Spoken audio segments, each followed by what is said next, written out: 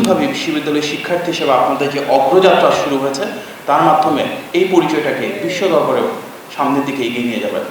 আমরা দেখেছি বাংলাদেশের এগ্রিকালচারাল প্রোডাক্টিভিটি বাড়ানোর ক্ষেত্রে, ডাইভার্সিফিকেশনের ক্ষেত্রে, রিসার্চের ক্ষেত্রে এই বিশ্ববিদ্যালয়ে যারা সাবেক শিক্ষার্থী রয়েছেন, বর্তমান শিক্ষক রয়েছেন, সাবেক শিক্ষক রয়েছেন, ওদের অনেক বড় ভূমিকা রয়েছে। বিশ্বের বিভিন্ন জায়গায় এই বিশ্ববিদ্যালয়ে যারা অ্যালামনাই রয়েছেন ভালো ভালো রিসার্চের কাজ করছেন, গ্রাউন্ড ব্রেকিং ইনোভেশনে তারা ইনভলভ রয়েছেন। আমরা মাননীয় প্রধানমন্ত্রী জনাব তারেক রহমানের নেতৃত্বে খাদ্যে যে স্বনির্ভর বাংলাদেশের লক্ষ্য স্থির করে সামনের দিকে এগিয়ে নিয়ে যায়, সামনের দিনগুলোতে ইনশাল্লাহ আপনাদের বিশ্ববিদ্যালয়ের শিক্ষার্থীরা, শিক্ষকরা অনেক বড় একটা ভূমিকা রাখবেন।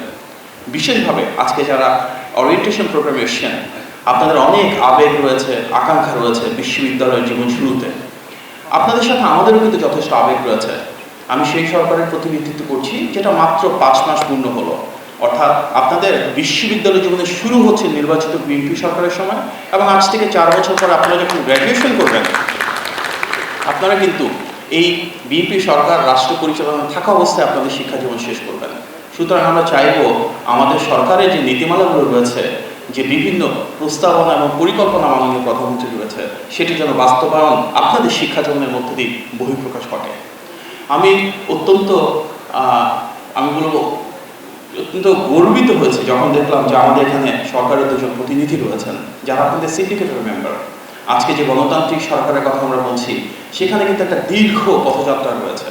এখানে আনিসুর রহমান তালুকদার খোকন ভাই রয়েছেন, যিনি গণতান্ত্রিক পথযাত্রায় নিজে দীর্ঘদিন গুম ছিলেন, হামলা মামলা জেল জুলুমের শিকার তিনি হয়েছেন। আমাদের আরেক বোন সানজিদা ইসলাম তুলি রয়েছেন, তিনিও কিন্তু তার ভাইকে গুমের শিকার হয়েছে, যিনি আজও ফেরত আসেননি। অর্থাৎ দীর্ঘদিন ধরে গুম হওয়া মানুষদের জন্য তিনি মায়ের ডাকের মাধ্যমে আন্দোলন করেছেন বাংলাদেশের গণতন্ত্র প্রতিষ্ঠার জন্য। আমরা অত্যন্ত গৌরবান্বিত যে আজকে যিনি প্রধান অতিথি হিসেবে আমাদের মাঝে উপস্থিত রয়েছেন, তিনি শুধু বাংলাদেশের অত্যন্ত গুরুত্বপূর্ণ একজন রাজনীতিবিদ না, উন্নয়ন, সমবায় বা স্থানীয় সরকারের মন্ত্রণালয়ের দায়িত্বেই শুধু আছেন বিষয়টা তা না। দীর্ঘদিন ধরে তিনি গণতান্ত্রিক আন্দোলনে নেতৃত্ব দিয়েছেন, লাখো লাখো মানুষকে অনুপ্রেরণা জুগিয়েছেন। বিএনপি এবং আমাদের সকল বঙ্গবন্ধু সহযোগী সংগঠনেরা, গণতন্ত্রকামী প্রতিটি ব্যক্তি, প্রতিষ্ঠান এবং রাজনৈতিক দল এক হয়ে যে জুলাই গণ অভ্যুত্থান এবং তার আগে 16 বছরের গণতান্ত্রিক পথযাত্রা, সেখানে আমাদের আজকের প্রধান অতিথি অনিঃশেষ অনুপ্রেরণা জুগিয়েছেন।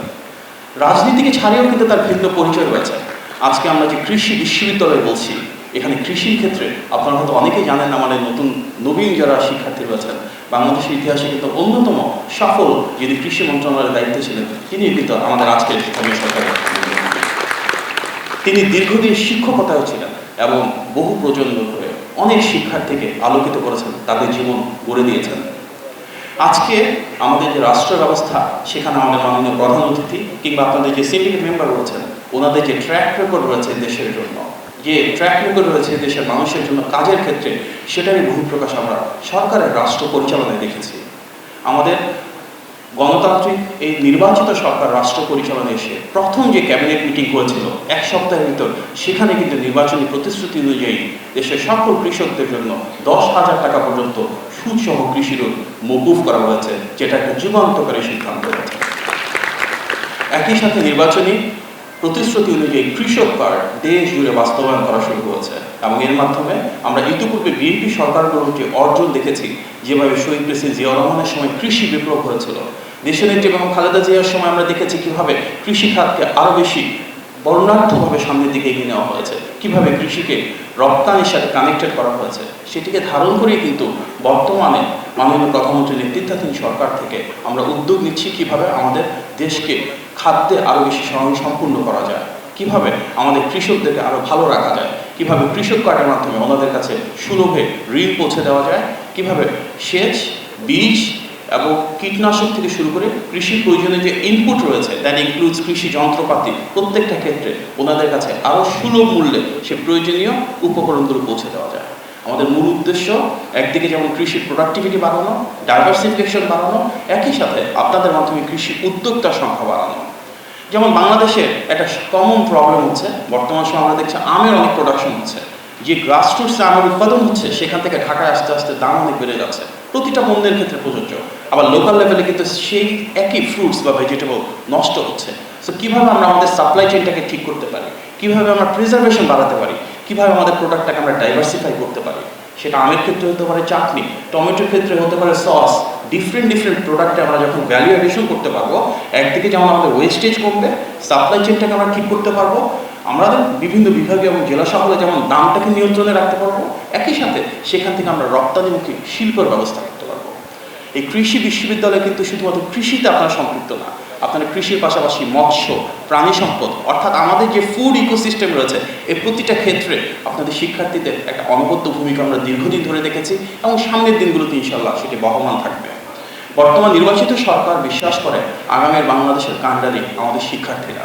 আজ থেকে 2 বছর আগে যে জুলাই গণ অভ্যুত্থান হয়েছে, সেখানে এই বিশ্ববিদ্যালয়ের শিক্ষার্থীদের এবং আপনাদের অনেকের অনবদ্য একটা ভূমিকা ছিল। সে আকাঙ্ক্ষাকে ধারণ করে আমরা নিশ্চিত করতে চাই আপনাদের যার যেই পেশায় যেভাবে করতে ভালো লাগে, আপনারা যদি গবেষণা করতে পছন্দ হয় তাহলে সরকার অবশ্যই গবেষণার উপকরণ এবং সে ধরনের অর্থনৈতিক সহযোগিতা করবে। যদি কারো ভিন্ন কোনো উদ্যোক্তা হিসেবে গুরুত্ব সহযোগিতার প্রয়োজন হয়, সরকার সেই সহযোগিতার হাতটুকু বাড়িয়ে দেবে। আমাদের মূল উদ্দেশ্য রাষ্ট্র পরিচালনায় যেন আমাদের তারুণ্যের যে আকাঙ্ক্ষা, তারুণ্যের যে প্রত্যাশা, সেটার প্রতিফলন ঘটে এবং আমরা সবাই মিলে গড়ে তুলব সেই বাংলাদেশ যার ভিত্তি হবে সাম্য, মানবিক মর্যাদা এবং সামাজিক সুবিচার। আমরা সবাই মিলে সেই বাংলাদেশ গড়ে তুলতে চাই যেখানে মেধার মূল্যায়ন হবে, যেখানে বৈষম্য থাকবে না এবং সব শ্রেণী পেশার গণতন্ত্রকামী প্রতিটি মানুষ এক হয়ে একটি সমৃদ্ধ, মানবিক এবং নিরাপদ বাংলাদেশ গড়ে তুলবে।